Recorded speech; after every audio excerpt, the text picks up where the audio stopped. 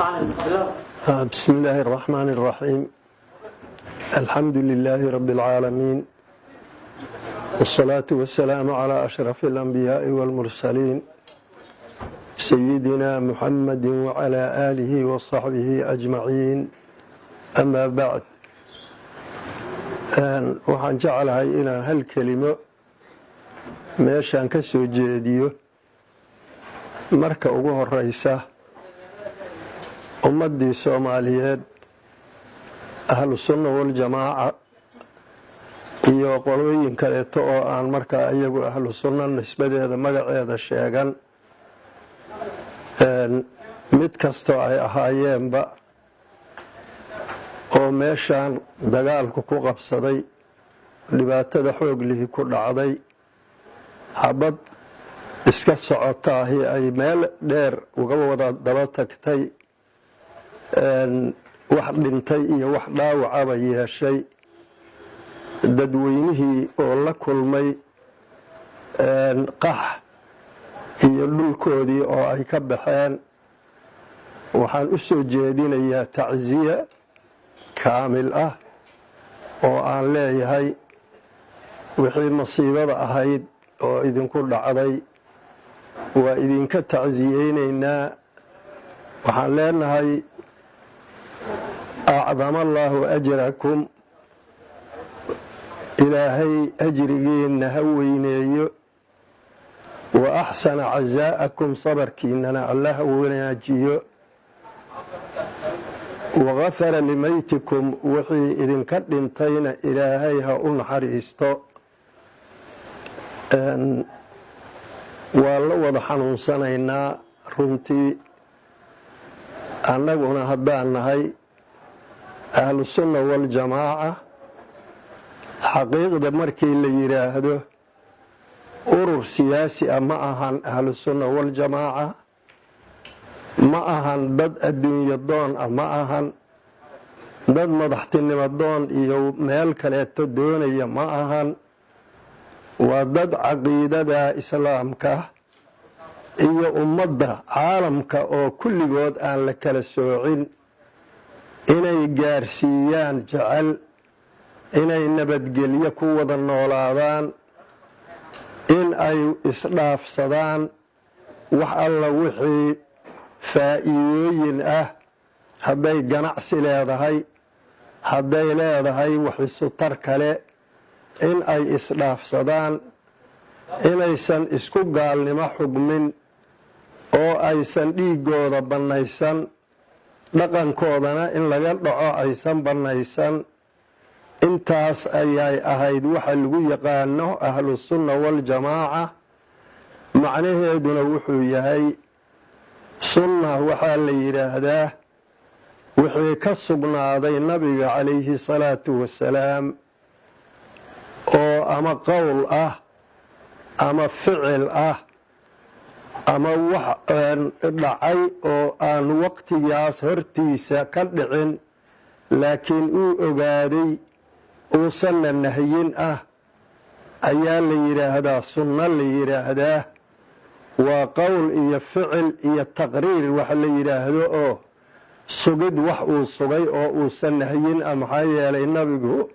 calayhi salaatu wasalaam hadduu arko wax munkar ah waa nahyin jiray waa reebi jiray hadduusan arkin marka wuxuu inay munkar yihiin inuusan reebin baa ka dhalanaysa sunno noocaas ayaa la yiraahdaa jamaacana waxa weeye muslimiinta meesha ay ugu bataan dadka aqoonta leh ilaahay shariicadiisa yaqaana xaqiiqada markii la yiraahdana dadka alla ka cabsiga iyo aqoonta shariicada islaamka isku darsaday ah waxay isku raacaan waxaasa waxa la yiraahdaa jamaaca la yiraahdaa haddii kale oo qofku aan dad ama aan ahlul cilmi aan ahayn ama aan ahlu taqwa ahayn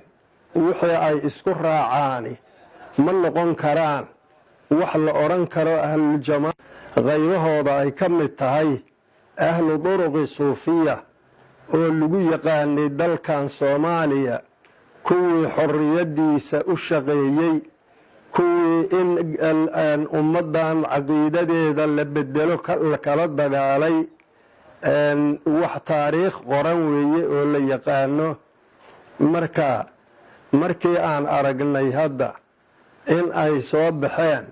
afkaaro kale inay soo baxeen, masana magacii lagu tartamayo ay timid dhibaato in ummaddii loo geysanahayo, markaan aragnay waxaan bistusnay oon garannay inaan u tanaasulno ummadda Soomaaliyeed oo aan dhibkeeda aanan ka dhiganin arrin aan annaguna qayb ka qaadanno inaysan noqon, ee aan oggolaanno oo aan nidhaahno waxaan doonaynaa in si wanaag ah wax loo qaybsado, laakiin aan dagaal iyo dhiig la daadiyo wax loo qaybsan. in badanna waa ku dhawaaqnay. markii aan aragnay inaysan shaqaynayn oo dagaal iyo layn dadkii la laynayo ay soo baxday, intii aan qayb ka noqon lahayn waxaan nidhi qayb ka noqon mayno dagaalka noocaas ah. waxaan rabnaa marka in aan caddayno, halkaan ka caddayno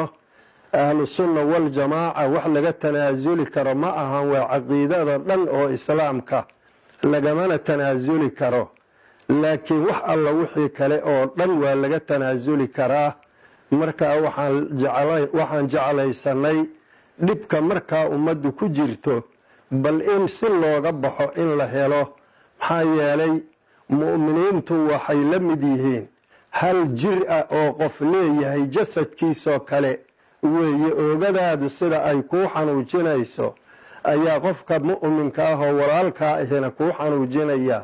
marka xanuunkaasna wada qabanahaya daraaddeed ayaan waxaan jeclaysanay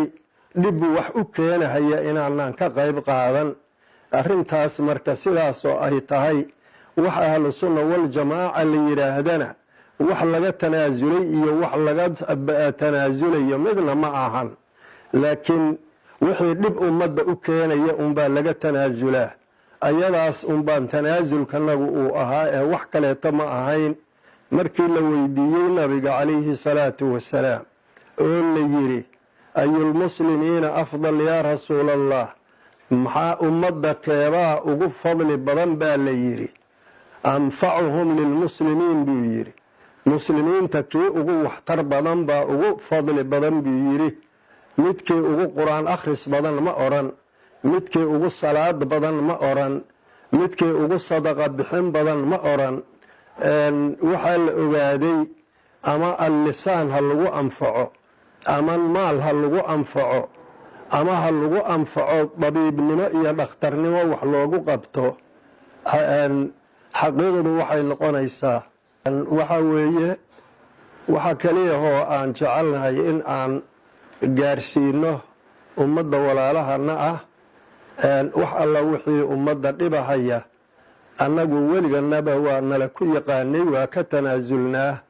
waana oggolaanaa in aanan qayb ka noqon. laakiin ahlusunna waljamaaca wax laga tanaasulayana ma ahan, waana taagnaan doontaa, waa jiri doontaa, waana jidhaa. ilaahayna khayr baan uga rajaynaynaa ummaddaa dhibkii gaaray. ilaahay inuu bedel khayr lana siiyo intii dhimatay, intii dhib gaarayna ilaahay uu daaweeyo, intii dhibaato kaleeto la kulantana ilaahay dhibta ka qaado. khayr baanaan idiin rajaynaynaa. wasalaamu calaykum waraxmatullaahi wabarakaatu.